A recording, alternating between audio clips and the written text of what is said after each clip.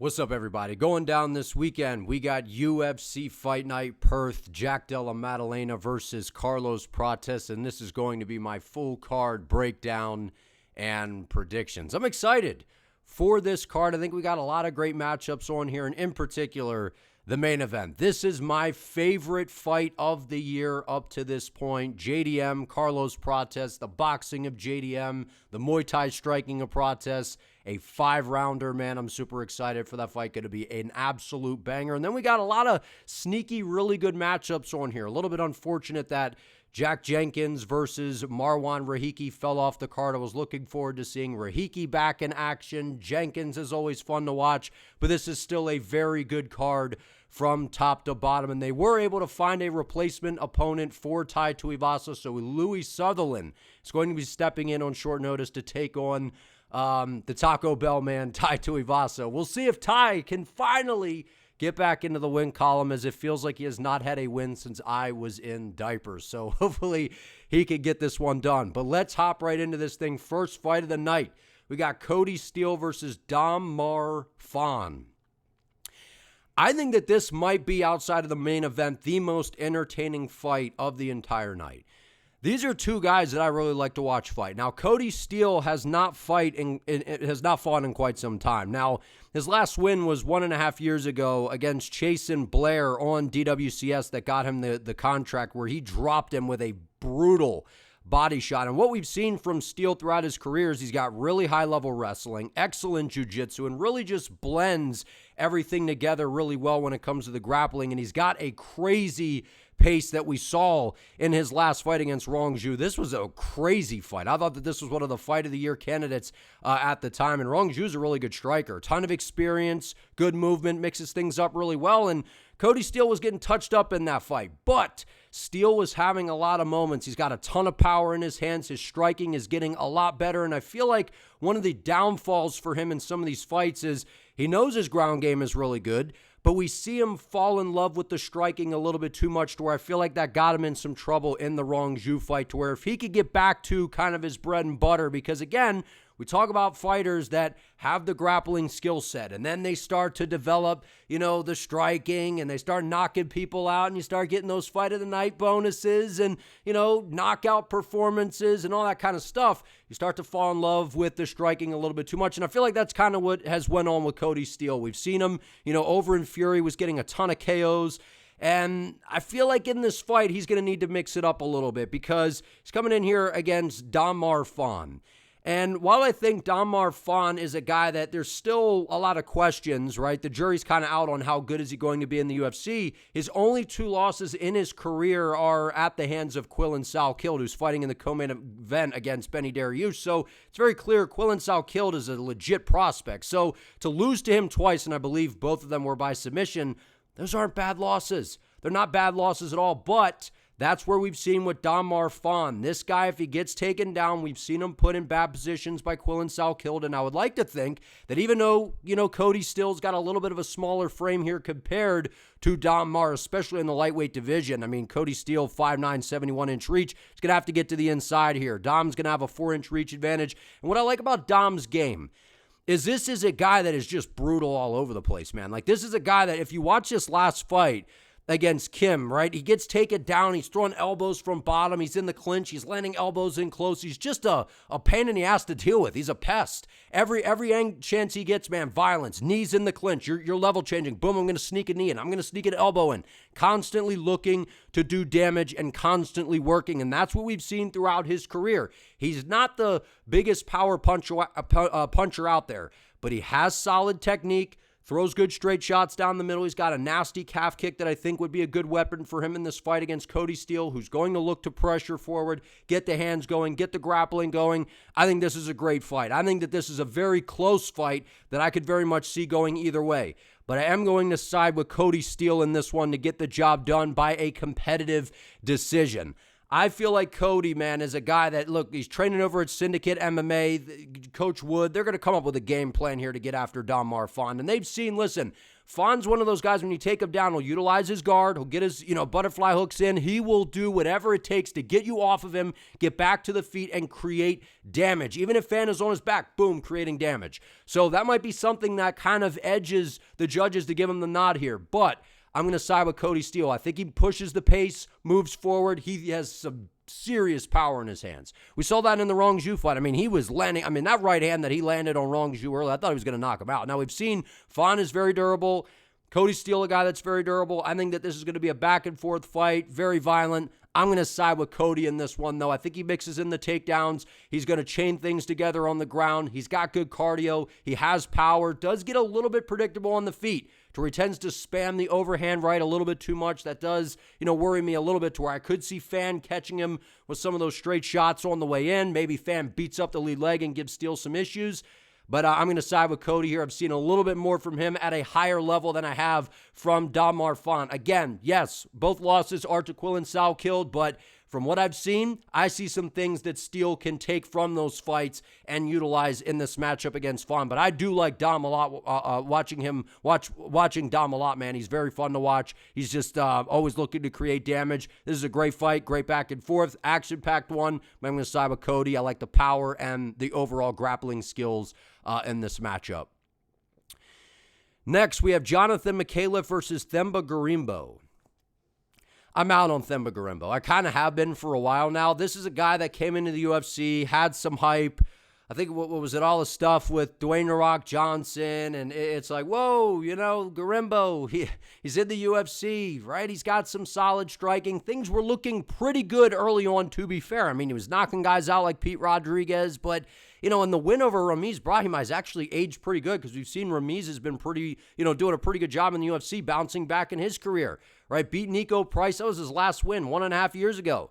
Got subbed by Vicente Luque. This was a fight where a lot of people were counting out Luque. It felt like Vicente was done, and we've clearly seen, Luque moved up to 85. He looks good, so not a horrible loss. And we know Luque is very, very good on the ground. And then loses to Jeremiah Wells by decision. And Jeremiah Wells, a vet, he's been around for a while, solid overall game. So it's not like Gorimbo's losing to bad opposition. But I just feel like this is more about Jonathan Micallef, man. This guy, I've been very high on Jonathan. Ever since he came into the UFC, we've seen a lot of really, really good things in his game. We saw in DWCS, he got the submission victory, and then comes in and put on a nice performance against Kevin Jesé. Now, we've seen that, Jesé, I'm pretty sure, is out of the UFC and over in, PFL or something now. So Jesé ended up being a little bit of a disappointment. But it turns out in that fight, it's a little bit more of, I was like, maybe Jesé just isn't that good, but it's actually Micallef is just that good, because we saw against Oban Elliott, who's a guy that has a ton of experience, has that big fire hydrant for a head, or he's got a pretty well-rounded game. Jonathan Micallef put it on him. And Oban Elliott came out aggressive early, put Micallef on the back foot, was landing some good shots, but Micallef just stayed the course. His striking is a little bit, it's a little bit awkward to me. He overextends on some of his shots. He gets a little bit too loopy, a little bit too ooga booga for my liking, to where he gets himself out of position. So maybe that's a window of opportunity to where Gorimbo could be more technical and try to snipe him on the way in. That's definitely a possibility here. And we've seen Gorimbo's ground game is actually decent. When you're not named Vicente Luque, we've actually seen his ground game is pretty good. But we saw Jeremiah Wells putting this guy on his back. So I think Jonathan Micallef, if you're subbing Oban Elliott, you're getting a decision win over Kevin Jesé, who I feel like maybe a little bit more polished on the feet than Gorimbo. I don't know that that's a crazy take. I feel like there's kind of some similarities there. But the sub victory over Oban Elliott, I think, is very impressive. I think we see Jonathan Micallef get another sub here, and I think he's going to submit Themba Gorimbo. I'll say in the second round. I'll say it's kind of competitive early. Micallef kind of circling around, utilizing the footwork, ripping some kicks to the body, a little bit of an open stance battle here. Gorimbo being the orthodox opponent, Micallef being the southpaw. I like the evolution and the striking that we've seen from Jonathan. Not super crispy, not as crispy as maybe I would like to see, but it's gotten better. His ground game is good. That's really where his kind of bread and butter is. I think he's just better overall compared to Gorimbo. I think he's got an advantage on the ground. On the feet, I do think Gorimbo's actually like kind of sneaky in terms of the technicalities, but I don't know, man. I don't know about Gorimbo anymore. 35 years of age. his reach is matched here. It's not like Gorimbo's going to have a reach advantage. I think Micallef can get to the inside, dictate the pace of this fight, and get this thing done in Australia. I got Micallef here. I like what I've seen from him, and his ground game is very, very good. I like his jiu-jitsu game. Next, we got Wes Schultz versus Ben Johnston. Now, if anybody tells you that they're confident about this fight, I don't believe them, because I don't know who the hell to pick in this fight, because we got a guy here in Ben Johnston who's essentially a 35, almost 36-year-old prospect, coming over from, I think he's had some fights over in Eternal MMA, so we've seen some good fighters come from, out of that promotion. So I'm kind of putting a little bit of stock, I guess, into Ben Johnston when it comes to that. Wes Schultz is one of these guys that I just haven't been high on, period. Came into the UFC, got the Suliev stretch on DWCS, and yeah, it was impressive, and then I faded him in this fight against Damian Panas, and it's like, Damian's a really good striker, so to be fair, that's like solid opposition, and you could say that Wes Schultz is definitely, I guess from DWCS and the UFC's fought the better competition. But what I think is interesting about this fight is, granted, I don't trust either one of these guys because I don't know how good Ben Johnston actually is, because I've seen on the regional scene, yeah, he's taken out all these guys. But look at the opposition here. Inexperienced fighters, guys that, I don't think are anywhere close to a UFC level opponent. But again, not his fault. He's just fighting, whoever he can fight. The way I see this fight playing out is both guys are finishers. They both have good ground games. They both have good submission skills. They both have good ground and pound. It comes down to the fact that I feel like Ben Johnston on the feet, from what I've seen, his striking seems to be better than Wes Schultz. Wes Schultz's striking is not very good. Loops on a lot of his punches, sits on the back foot, just kind of some questionable fight IQ at times. We saw that in this fight against Damian, and I know that Damian's a good striker and pressured him and put him on the back foot, but what was Wes Schultz doing? I don't know. And, and we've seen Wes Schultz slow down. And I know that this fight, I think, was on the Mexico fight night card, Mexico City card. So, again, altitude, cardio is a problem. But, again, Wes Schultz, to me, a guy that already had questionable cardio to begin with. So, I feel like in this fight, it's going to be one of those, it's going to start off where Schultz will have some success. Then Johnston will battle back into the fight. Get some of the better with the grappling exchanges, land some striking on the feet. I think he's got like a Muay Thai background or something, Ben Johnston does. So I'm going to favor Ben in this fight. I'm going to say he gets it done by decision. And I know both of these guys are, whether they win or lose, are finishers, but I feel like it's just one of those fights where styles, the way it matches up here, to where Schultz will have early success with the grappling, then he'll start to fatigue. Johnston will start to have some of his own success with the takedowns, start to mix in the grappling as well, and I think he'll land the better shots on the feet. I feel pretty confident that Ben's the better striker, but I don't know how much better of a grappler he is, if he even is, over Wes Schultz. One of these matchups where there's a lot of kind of question marks here. So I don't really have a good barometer of how good either one of these guys are. So I'll go ahead and take a little bit of a chance on a guy that is a little bit older, not very proven. He's gonna be a little bit taller. Wes Schultz does have the reach advantage, but doesn't use it very well. And we've seen both of these guys are finishers, so wouldn't be surprised if someone gets a stoppage here. So I don't know. I feel like this is a coin flip toss-up fight. I don't think you're crazy to think that Wes Schultz could get it done. I don't know. I'm gonna ride with Ben Johnston because I do think that his grappling can match Wes, and I think he's better on the feet. So I'll side with Ben in this fight, but a low confidence type of pick. Next, we have Colby Thicknesse versus Vince Morales. Now, I went back and forth on this one because I think that there's a real shot that Vince Morales could pull this off because, 16-10, the record doesn't look pretty. But he's a guy he's been around the block, man. He's been around for a while. He's an old head in the fight game, and he's got a wealth of experience, and he has seen so many different styles of fighters, whether he's winning or losing. He was in the UFC, out of the UFC, back into the UFC. But he's been kind of bouncing around, but he's a guy that was over on Tough Enough, trying to get his way back into the UFC. And we've seen, he's got a nasty submission game. His jiu-jitsu is really good, especially if he could get you into that front headlock position. Vince Morales is a problem. And I feel like that's something that could be very troubling for Colby's Thicknesse in this fight, given that Morales is very experienced. He's got a very good ground game. His striking is pretty good on the feet. The problem with Morales is we've seen in a lot of these fights, again, losing to pretty good fighters here. Taylor Lapilus, Elijah Smith, Raul Rosas, but he's losing to some really good up-and-coming fighters in the promotion. So that's kind of what they do with Vince. They give him to an up-and-comer. So the UFC, to me, is looking at Colby Thicknesse, saying, okay, you're the teammate of Volkanovski, you're training over at Freestyle, let's see what you're about. Ever since Colby has came into the UFC, made his debut against Alexandre Topuria, That's a difficult debut. Alexandre Topuria, to me, is I think he's one of the best bantamweights in the world. And I don't think he's in the rankings right now. I think he's going to be at the top of the rankings very soon. And he kind of got dominated in that fight. But again, I think Topuria would dominate Vince Morales. So, take with, however you want from that. But Josiah Musasa, I mean, this was kind of a rough performance from Thicknesse. He started to fatigue, was getting battered around. This was an ugly fight, man. I thought he was going to get finished numerous times in this fight. So I'm sitting here saying, do I think Colby Thicknesse is like the next, he trains with Volkanovski? No, I don't think so at all. I don't think Colby Thicknesse is all that good. But I also don't think that Vince Morales, he's maybe the more dangerous guy here. He's got all the submission skills in the world, and he is very dangerous. But when have we seen Vince really put it together in the UFC, at least recently? I know he's been fighting good opposition, but still, Colby Thicknesse is young. He does have solid footwork. He's going to come in with a game plan, right? Volkanovski, a lot of movement, leg kicks, sticking and moving from range. And we've seen Colby Thicknesse's bread and butter is his ground game. So I don't think that while Morales, I know is very good on the ground, and I don't know how much success Colby will have with his own grappling in this fight, I don't know that Morales is really going to put him in any danger on the ground per se. I mean, he definitely could, especially we've seen Colby's, gas tank be a little bit of an issue, especially in that last fight. I just don't know that Morales on the feet has the same type of threat that a Topuria has or a Musasa, right? And those guys are some heavy hitters. They got good striking. I know Morales' striking is pretty good. He's got a ton of experience. I think Morales is definitely live to pull this one off here. He could possibly even submit Colby at some point in this fight if Thicknesse starts to slow down, makes some questionable decisions on the ground.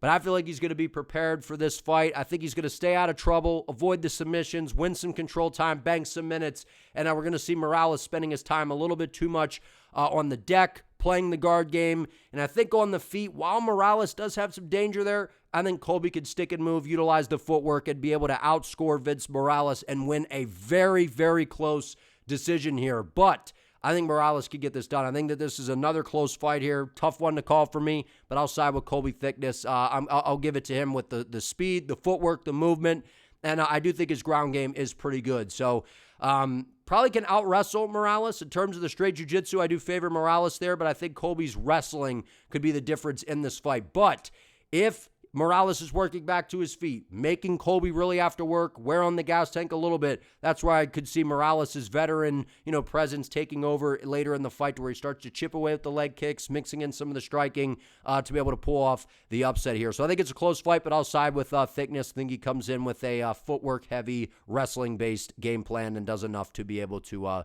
get the job done by a close, I'll say 29-28 split decision. Next, we have Jacob Malkoun versus GM3 Gerald Meerschaert. Gerald Meerschaert. It's tough I don't really like saying like fighters they just don't have it anymore. They're washed. They're just over the hill. Because I'm liable to say that, and then GM3, the ghost of GM3's past, strikes in this matchup. When I say that, I'm sure a lot of you guys know what I mean, which is where GM3's getting the crap beat out of him, as we've seen in a lot of his fights, to where he's just getting destroyed. It looks like the fight's seconds away from being stopped. The round ends. It happens again. And then somehow the opponent fatigues, slows down. And then in round 3, Gerald Meerschaert pulls off a submission. So definitely possible here.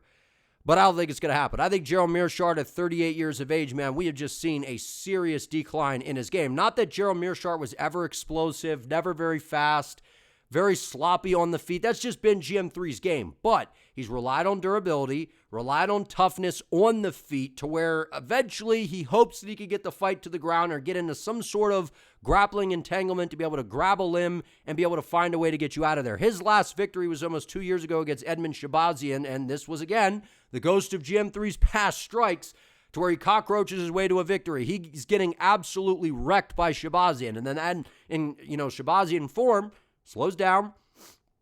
Gas tank lets him down. GM3 finds a submission. Past 4 fights, look at the opposition, though. RDR got dominated, did get dominated. This was a crazy back and forth fight. Did get dominated in the end, where RDR was able to find his way to, get the fight to the floor, be able to win the grappling exchanges, and then find a submission. But GM3 welcomed RDR to the UFC, and he was landing some good shots on the feet to where GM3 looked like a glory kickboxer against RDR out there, right? He was able to, go out there against Brad Tavares. It was kind of a close fight in moments, right? And we've clearly seen Brad Tavares is a guy that's not himself anymore. Got knocked out by Michal Oleksiejczuk, and then most recently subbed by Kyle Dawkins. Really solid competition. And now it feels like the UFC's kind of feeding him to the next guy here, to where Jacob Malkoun was a guy that, up and down, kind of like, what do we have here, right? Training with Robert Whittaker, and, he's kind of got a little bit of a lighter bounce in his striking. His hands are decent. We saw in his last fight against Torres Finney, his striking looked quite a bit better, but again, Torres Finney not good on the feet, was able to stop Andre Petroski after the collision. I mean, that was an impressive performance, because Petroski's, he's a pretty solid guy. If you could get through Petroski in the middleweight division, it's like, okay, now we're starting to go somewhere. Lost to Cody Brundage, the DQ, right? Shots to the back of the head. Again, Cody Brundage, a Cody Brundage type of fight. Beat Nick Maximoff 3.5 years ago by decision. The bottom line is in this fight, I think Gerald Meerschaert's not the same guy, and I think Jacob Malkoun is really good, man, and I do think he's going to be able to get this one done. I'm going to say round 2 TKO stoppage. Maybe it happens sooner. Maybe GM3 is able to survive and kind of cockroach his way to kind of bounce back into the fight, but I don't think he's finishing Malkoun. I don't think he's outscoring him. I think this is really Jacob's fight to lose. I think on the feet, he's better. He's more dangerous. He's got good wrestling. He's got a good jiu-jitsu game. I think at this point, he is much better than GM3 at all levels of MMA. I'm going to pick him to get it done by round 2 TKO stoppage. To me, this is really Malkoun can tag him up on the feet, can beat him up on the floor, and I don't think that Malkoun's ground game is like so outgunned here to where GM3 can be able to sneak him into some sort of submission. So I'll say Malkoun gets it done by a round 2 TKO stoppage. Lands some good shots on the feet. We get back to the stool. He's able to take down GM3, beat him up on the ground, TKO stoppage. Ref steps in, and Malkoun gets it done. This is Jacob's fight to lose. I think he easily gets this one done. Next, we got Junior Tafa versus Kevin Christian. I'm picking Junior Tafa by round 1 KO. And this, to me, is round 1 KO or bust for Junior Tafa. And I know, it's crazy picking a Tafa bro in the big 2026, right? And the, the fate of Tafa bro thing, it's been pretty real. And there's been a lot of success doing that, picking against the Tafa bros, because it hasn't looked good. But again, at heavyweight, Tafa was running into some problems to where, he's getting his legs obliterated. I'm pretty sure his brother was supposed to fight here, and then he had to pull out, so then Junior stepped in and, got just his legs battered by Rogerio de Lima. Walter Walker, the heel hook. Okay, Walter Walker's just kind of heel hooking everybody these days. Knocks out Sean Sharaf. And then the Tukos loss, again, not a particularly good look, but most recently, the Billy Alicana fight drops down the 205. I think Billy Alicana is really good. I mean, he beat the brakes off of Kevin Christian, tagged him on the feet, was able to submit him on the ground, and Tafa dang near knocked him out. Basically did knock him out. And then Alicana hits the floor, I think kind of like woke back up, and it's like, I mean, I thought Tafa was going to get KO. He looked really good in that fight. And then in Tafa fashion, he starts to fumble away the fight if he can't get a KO early. And I think it's very possible that that's what happens in this fight. But I don't think so, man. I don't think Kevin Christian's that good. And I know he got the submission on the Contender Series, but we saw some adversity in this fight here. And this guy, to me, at 6'7" with an 80-inch reach, you look at that and you're like, wow. I mean, this guy's a skyscraper in there at light heavyweight. He's got the chin is on a platter. He's got tall man defense, essentially no striking defense whatsoever. And I know, yes, he does have somewhat of a ground game, so of course that's worrisome fighting a Tafa bro, because if Junior does get taken down, yes, Kevin Christian can submit him, and that's very likely if he takes him down. But he's got to take him down first. And we've seen Kevin Christian, very hittable. His chin is on a platter. His striking is not very good. Gets himself out of position. I think Junior Tafa can attack the lead leg, slow down Christian's movement, and be able to find that chin just sitting up in the air, and he can send it into the rafters. I'll pick Junior Tafa by a round 1 vicious KO. I think Tafa finally gets one done. His last win was almost, 1.5 years ago against Sean Sharaf. So, I don't know. I don't think Kevin Christian's that good. Got the tall man defense, very hittable. If he gets it to the ground, of course, you could definitely find a way to submit Tafa, which is very likely, but I'm going to go with Tafa. I think his striking is much better, and he looked good against Alicana until he didn't, and I think Billy Alicana, we saw that in this fight with Kevin Christian, a guy that, I don't think is very good. So maybe he shows us something, in this fight, but I'm going to side with Tafa. I think he's much better on the feet, so I'll go with Tafa. Next, we got Cam Rowston versus Robert Bryczek. I think this is actually a head-on collision waiting to happen. This is two strikers that we've seen from Robert, again, getting up there now, 36 years of age, but all of his fights have been really entertaining. He's either knocking dudes out or he's getting into these crazy back and forths that he's been very historically he's been very durable. He's been solid on the ground, been durable on the feet, right? Did lose to Ior Potieria, but we've seen this guy's durable, man. He's very durable. And to go out there and knock out Brad Tavares, this was an impressive performance. I think was he the dog in this fight? And it was kind of a shocking upset, if I'm not mistaken. So that was 7 months ago. So he's got a little bit of hype now, a little bit of momentum. Well, I shouldn't really say hype, but confidence. And the guy that does have the hype is Cam Rowston, a guy that's really started to figure out his game, right? Knocked out Brandon Holmes, took out Andre Petrosky most recently against Cody Brundage, but has faced some adversity, man, to where we're seeing what a lot of these CKB guys have been saying for a while. They got these tall, rangy, kickboxing-like, slim frames, but they are very hittable. They don't move their head. That's what I wanted to say, hittable. they don't move their heads. They're like Pez dispensers. Boom, they leave their head on the center line. There's not a lot of slipping and ripping going on. They just kind of move back in a straight line, chin in the air at times. That worries me. Because Robert does have the power to where if he can land, I could definitely see him putting away Cam Rowston. To me, the hype of Cam Rowston kind of slowed down quite a bit in this fight against Cody Brundage. And I know Brundage has these fights where, he just kind of rolls over and roly-polies and turtles up and, like an armadillo, and then the ref stops it, and it's like, man, what was that? Then there's these other fights where Brundage will give you a good round where he goes out there and actually fights. And he does have some power. He does have the ground game to be able to, give you some issues. So I don't want to maybe read into that too much, but what I find more alarming about Rowston's game is the lack of striking defense. That does worry me, and I could see that being a problem for him in this fight because Robert is a good striker. He's got some power. While Rowston's a little bit taller, Robert can match the reach. And we've seen that Rowston is hittable. We've seen guys be able to get to the inside, give him some problems. But I like what I've seen from Rowston outside of the striking defense. His offense from the striking standpoint, really good. Good front kicks up the middle. Very active lead hand. Good check left hook around the guard. Good right hand behind it. Good leg kicks. Typical CKB style of striking. I could see this being a back and forth to where it goes to a decision. I could see Robert finding that shot that puts away Rowston and makes him pay for the bad striking defense. But I feel like Cam Rowston will find a way to get this thing done, man. I feel like that he is going to be able to knock out Robert Bryczek. And I'll say it happens in the second round. I think it's a crazy back and forth. We see Rowston get stung. We see him get hurt. I just don't know that Robert has that same level of grappling threat that a guy, even like Petrosky and Brundage, even though they're not top of the food chain and are not particularly great, they are solid grapplers. They got solid wrestling. Brundage does have some power in his hands when he decides to actually show up and bang it out. So I'll go Cam Rowston in this fight. But again, a little bit worried about this guy. Very hittable. Robert does have the power to be able to put you in trouble. We saw that against Brad Tavares. So I'm a little bit worried about this pick because it just feels like Cam Rowston. But we've seen how hittable he is. And Robert does have some solid striking. But I will go Cam Rowston here. I think he attacks the lead leg, slows down some of the movement of Robert, picks him apart from range, from the outside. He's got good counter striking as well. And we've seen if Rowston can get it going, he does have the power to be able to put you away. So I could see a crazy back and forth fight that goes to a decision. But I think someone gets finished here. And I'll be on the side of Cam Rowston here. I think his striking is a little bit sharper on the offensive side. And I think that gets it done. Next, we got Tuivasa versus Louis Sutherland.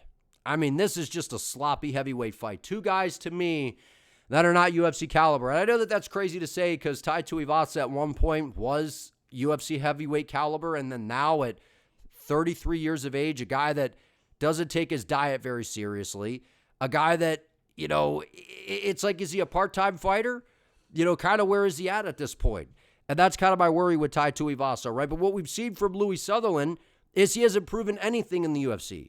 Got submitted by Walter Walker, right? A heel hook again, Walter Walker, heel hooking everybody, kind of exposing a flaw in the heavyweight division. Then getting knocked out most recently 1 month ago by Brando Pericic, who I think is one of the best heavyweight prospects in the UFC right now.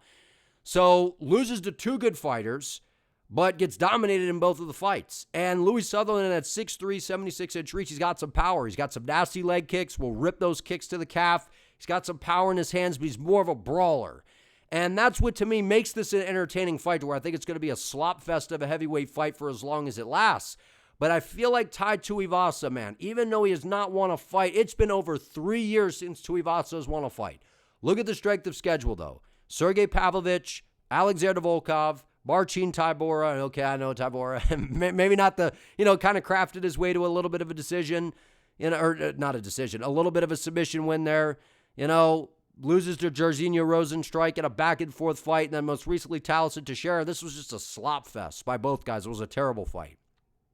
I don't know. I see a path to victory for Sutherland. He's a brawler. His ground game's decent. I don't think it's good enough to get Tuivasa down enough, and I don't think that on the feet he's better than Tai Tuivasa. Even though Tai Tuivasa at times I question how motivated he is in his fighting career nowadays, I feel like this is a matchup that is pretty catered to his skill set, to where Louis is going to duck his head, chuck a bunch of these brawling type windmill punches, to where he is going to leave himself very vulnerable to being countered, and I think Tuivasa is a much more precise striker than Sutherland. I do worry a little bit about Sutherland mixing in some of the takedowns and those calf kicks that he throws. I mean, he was landing a couple good ones, and I think in both of these fights, he was giving the opponent some problems with that leg kick. He's got a ton. He's a strong guy, man. Hits pretty hard, but I think he leaves too many openings on the feet. I think someone is probably going to get stopped in this fight, but I'll side with Tai Tuivasa by a round 1 KO. Again, hard to have confidence in Tai at this point, but if he's ever going to win a fight ever again in the UFC,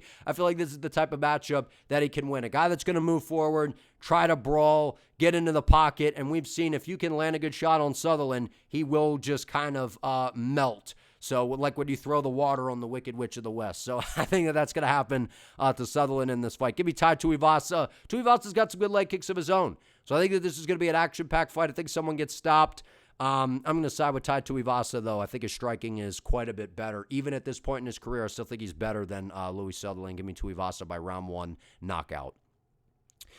Next, we got Shamil Gaziev versus Brando Pericic. Now, this is really why everyone's showing up to this event. People are not really worried about Prates versus JDM. This is the people's main event. You got Shamil Gaziev versus Brando Pericic. Now, when the UFC gives you the Shamil Gaziev fight, this is one of those fights where Shamil Gaziev just says, you're lucky to be fighting me, because all eyes are on Shamil Gaziev. And listen, Brando Pericic, he's got to have to deal with being in there with the superstar that is Shamil Gaziev, to where all the fans are going to be rallying behind Gaziev. The audience is going to be getting crazy. Those Shamil Gaziev, Shamil, are going to be kind of raining through the crowd. And listen, the Shamil Gaziev title run at one point, it was real, right? We thought it was happening, and it's why John Jones, a lot of us were saying, man, John Jones probably left the heavyweight division because of this guy right here, right? I'm joking. But Shamil Gaziev on the reel is actually pretty good. He's got a solid right hand where he kind of moves that right shoulder forward, snaps the right hand out there pretty quick. We saw that against Martin Buday, was able to catch him. Against Jairzinho Rozenstruik, gets thrown in there into a 5-rounder and just gassed out, to where Rozenstruik was able to get him up out of there, beat Don'Tale Mayes, sniped Thomas Peterson with that nasty right hand, and then most recently, Waldo took the fight on like a couple days' notice, flies across the world basically, and knocks out Shamil Gaziev with pretty much with ease. And we've seen from Shamil Gaziev, while he's been in there with the better opposition, he tends to struggle with more technical strikers. And Brando Pericic is a technical striker. And I think that Brando Pericic, if he could kind of get over the aura, get past the aura and being starstruck in there with Shamil Gaziev, I think Brando Pericic is the much better striker. I know Gaziev has power in that right hand, but he's very predictable. And I think that Pericic is going to be looking to counter the right hand, man. He's going to be looking to set up that left hook, fight behind the jab, land one of his power right hands of his own, because we've seen since coming into the UFC, again, he has not fought anybody really even as good as Shamil. Nobody's as good as the Blob, really. But seriously, like, Brando Pericic has not fought anybody good. Ellison, not very good. Louis Sutherland, not very good. But still, it's not his fault. He's just, finding who is being put in front of him.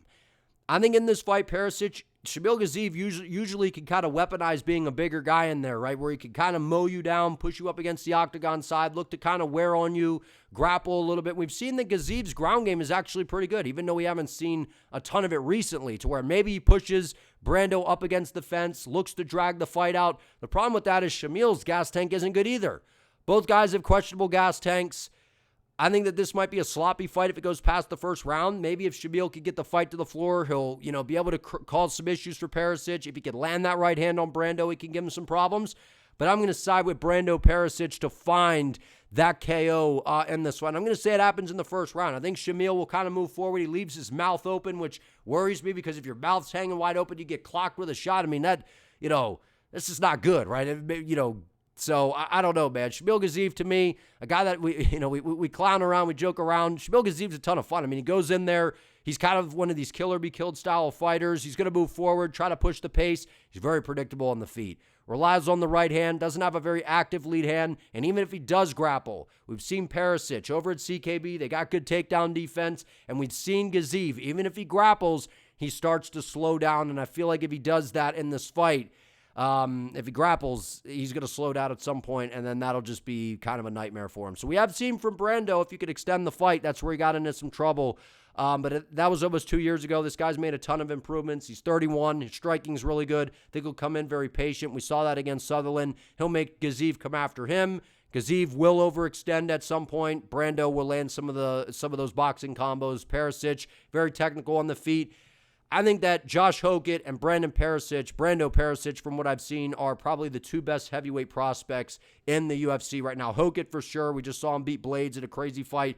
I think Pericic is that other heavyweight that is for real on the rise. So unfortunately, I think the Blob title reign is in the past, man. And I think that his skill set is not as good as Brando Pericic, despite fighting the better competition to this point. Give me Brando Pericic to keep it on the feet, mix in some leg kicks, be able to counter Gaziev as he moves forward into range, and take him out with the boxing. Give me Brando round 1 KO.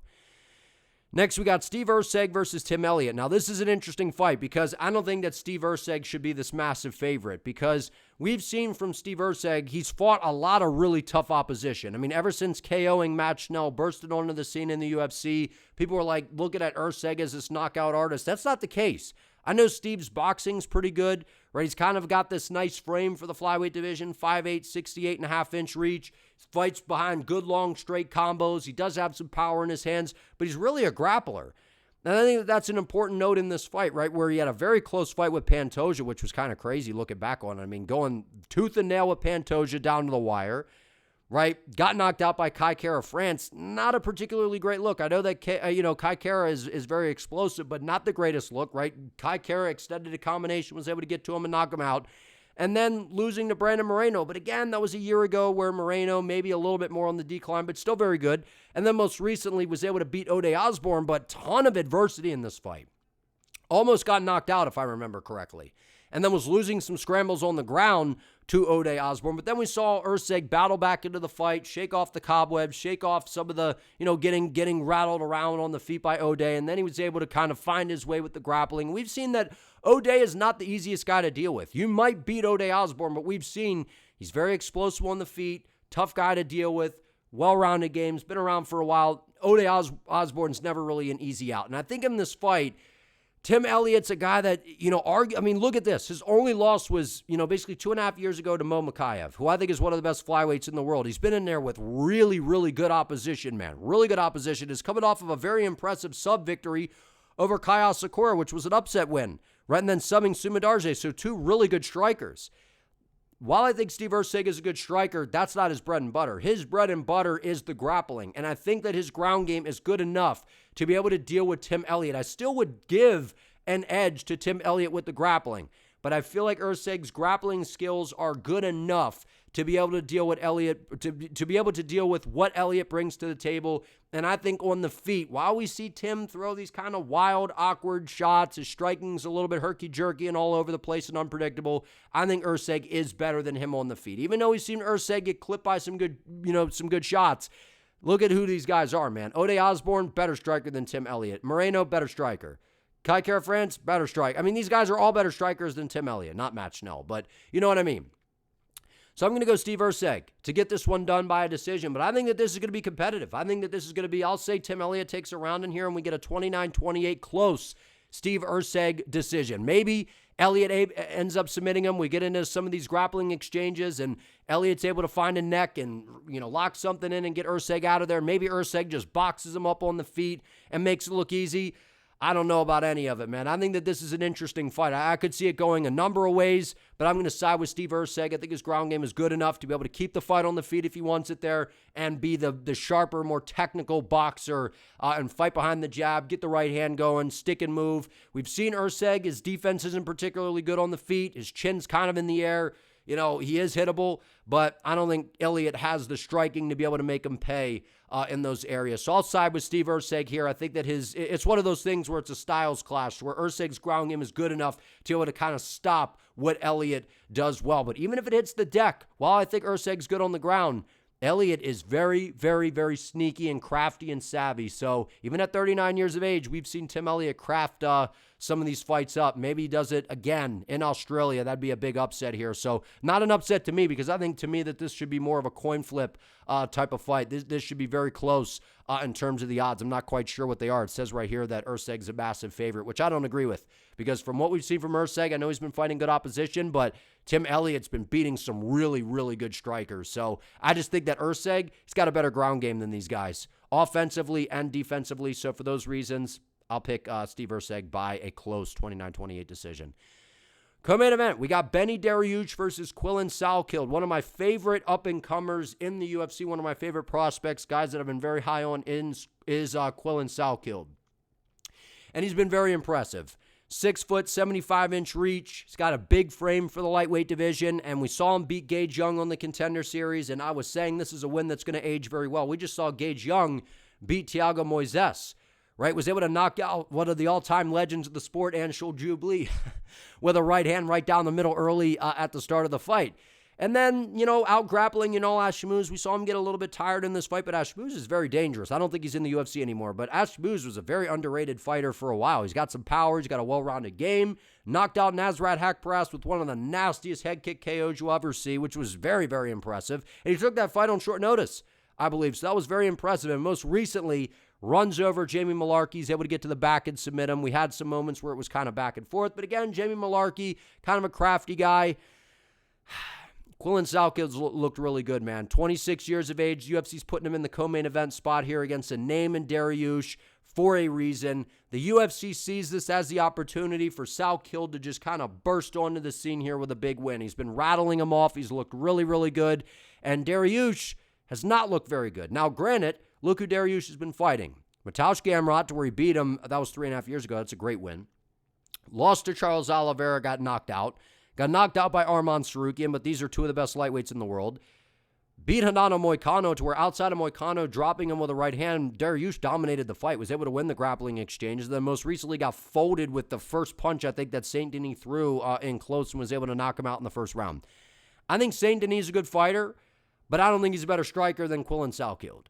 And that, to me, is quite a bit scary in this match, because if you're getting caught, I know Saint Denis is very, very dangerous, and he's got some power, but I don't think Saint Denis is a very predictable striker where everything's kind of muscled, to where Salkild's got quite a bit of snap on his shots, and he's got a more dynamic offense than some of the, that a guy like Benoit Saint-Denis. Again, Saint Denis very dangerous, and a guy that's, to me, more proven at the top of the weight class than Salkilld.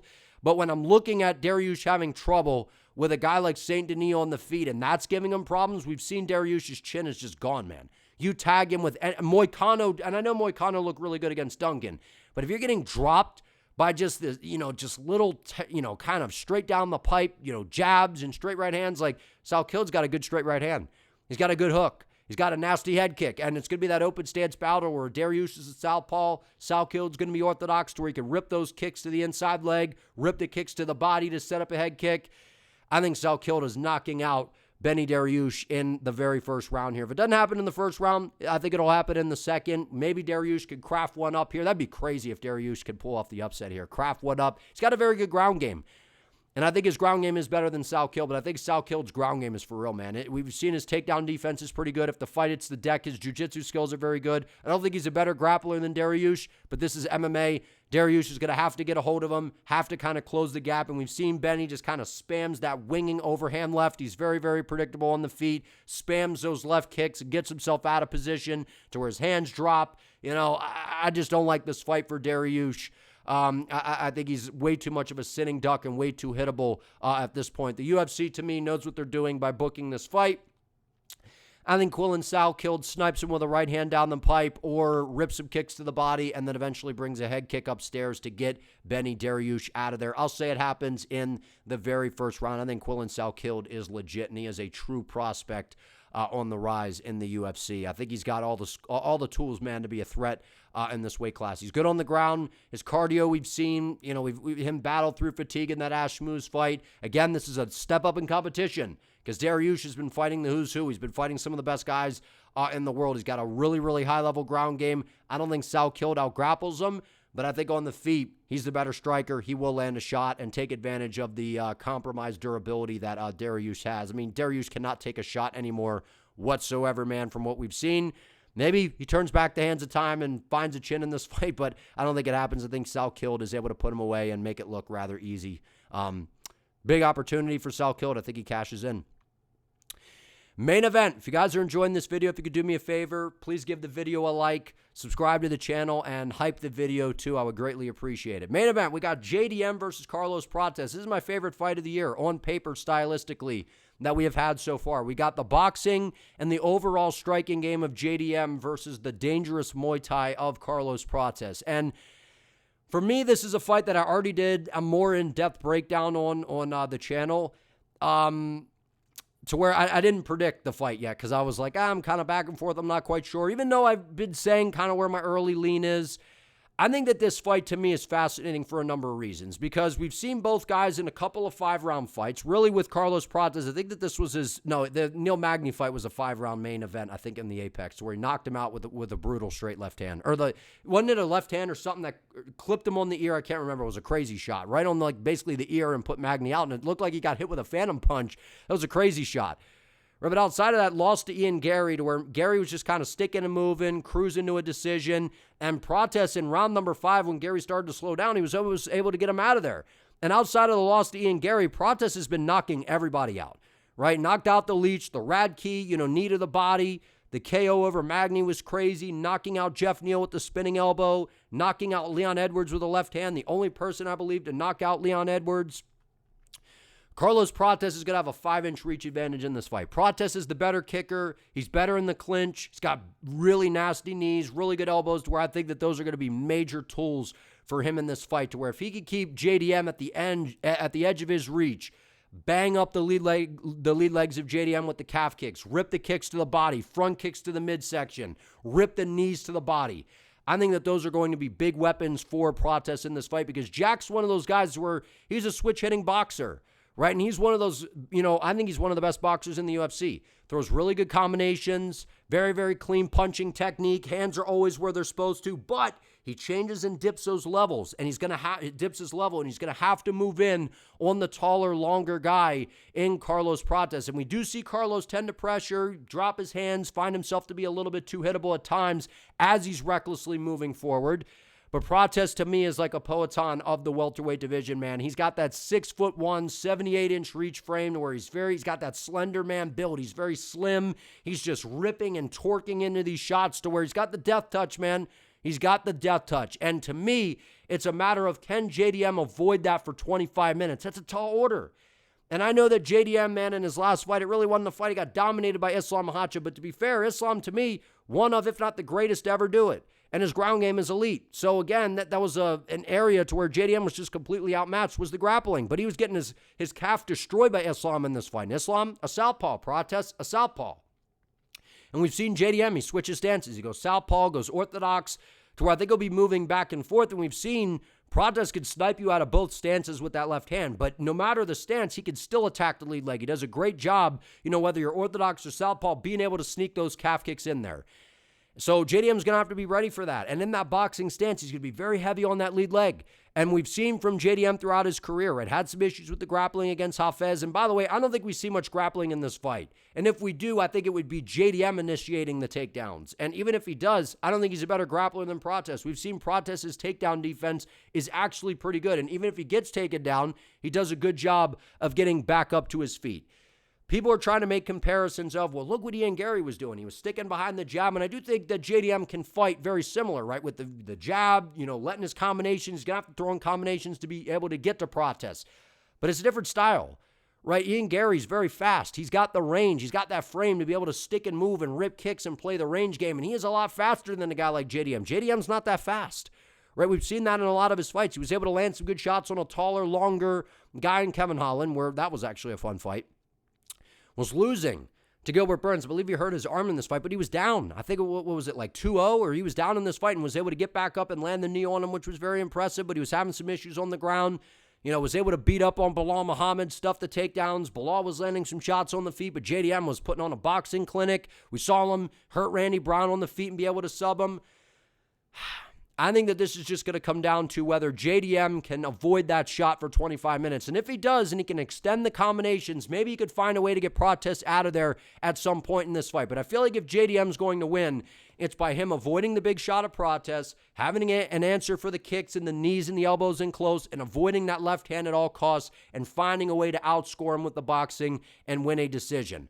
I think JDM should look to grapple a little bit in this fight. We saw Gary do it to intercept that forward pressure that Prates brings to the table. That's what Gary did a great job of, and then it made Carlos a lot more hesitant. But I think that Gary, what we've seen so far, not only is he just a legit high-level fighter and a guy that is one of the best welterweights in the world, but he actually has a really good ground game. How many guys have been able to really take down MVP in the UFC and have their way? Not many. Right, so I feel like Gary's ground game is better than JDM. So I don't know that JDM, even if he looks to grapple, has an advantage over Prates there. So it's going to be stuck on the feet, I think. We get a back and forth. It's the power, the precision, the Muay Thai of Prates versus the boxing of JDM. I know we see JDM throw some kicks. I think Carlos Prates is just too good, man. This is one of my favorite fighters in the UFC. I have not picked against him. He, did lose the fight to Ian Gary. I've been picking him in all these fights. I'm going to pick him once again, man. I think at some point, the shots to the midsection, the knees, the elbows in close, the push kicks up the middle, those calf kicks are going to be money, man. I think that he's going to butcher the lead legs of JDM, and eventually, right, he holds those hands low. He's kind of moving around. We've seen Prates light on the lead leg to where JDM, his kicks, I don't think are going to be effective in this fight, but we've seen Muay Thai style of fighters. Where they have an issue is with the boxing defense, and that's what we've seen with Prates. His issue, to me, is the boxing defense. So this is one of those matchups to where on the feet, while these guys don't have to worry about grappling, which could be maybe their biggest issues. We saw that for JDM throughout his career, guys that look to grapple. Prates, maybe the best grappler. He hasn't really been in there with a crazy high-level grappler per se. I know he's been in there with Magny, and Gary's very good. I think this plays out on the feet. I think Prates, to me, is the more dynamic striker. He's got more tools. He's the harder hitter. And I know JDM's durable. We saw him finish some years ago. He's clearly a different fighter now. Prates, very durable as well, can take a shot. I think Prates' left hand is a pistol, man. It's a shotgun right down the middle. I think he's just going to land a heat-seeking missile on JDM, hurt him badly after attacking the lead legs, slowing down the movement, taking out the base from under JDM to take away the jab, right? Take away some of the boxing, some of the explosiveness, and the knees in close, knees to the body, elbows. I think Carlos Prates is more dynamic, and I just think he's for real, man. One of my favorite fighters in the UFC. I like both of these guys. Love their styles. This is a great main event. I think it's going to be a great back and forth, but I think Prates at some point lands that nasty shot that puts JDM away in round number 3. Knees to the body, attacks the lead leg. JDM kind of wincing, struggling to move on the lead leg, and then Prates just times a left hand after landing a knee to the body to kind of lean JDM over, follows up with a left hand, puts him away. I'm going Prates round 3 KO.